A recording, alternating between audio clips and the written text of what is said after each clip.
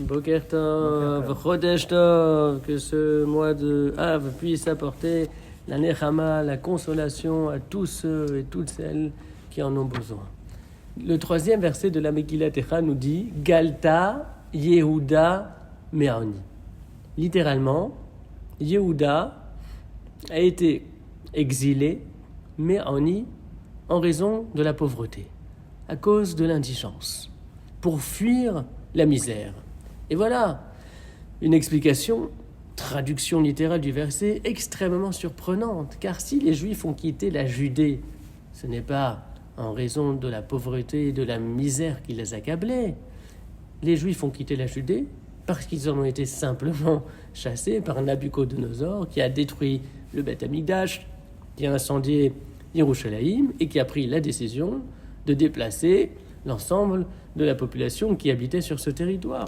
Donc comment le verset peut-il dire Galta Yehuda Me'ani, Yehuda a été exilé à cause de la misère. Et c'est la raison pour laquelle dans le Midrash, les Chachamim expliquent qu'il ne faut pas comprendre ce verset littéralement, mais de la manière suivante. Yehuda a été exilé à cause de quelque chose qui a un rapport avec la pauvreté, avec la misère. Et de quoi s'agit-il ?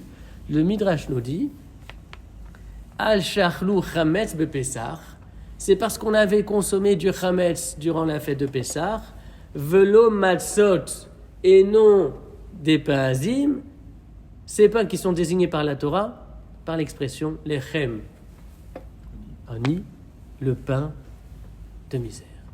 Et donc dans l'explication du Midrash, Yehuda a été exilé parce que, d'une certaine manière, la fête de Pessah n'était pas célébrée, ses rites n'étaient pas respectés.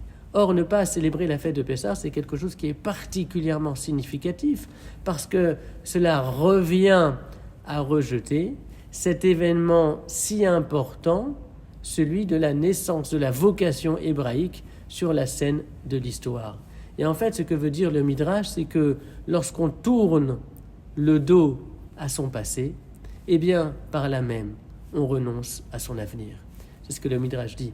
Galta Yehuda Me'ani, Yehuda a tourné le dos à la célébration de la fête de Pessah, à tout ce que cela signifie, à tout ce que cet événement comporte en lui, et notamment comme finalité, à savoir Matan Torah sur la montagne du Sinaï, l'acceptation de cette destinée si singulière, de cette vie modelée par des gestes, des propos et des pensées spécifiques. Lorsqu'on tourne le dos à son passé, par là même, on renonce à son avenir.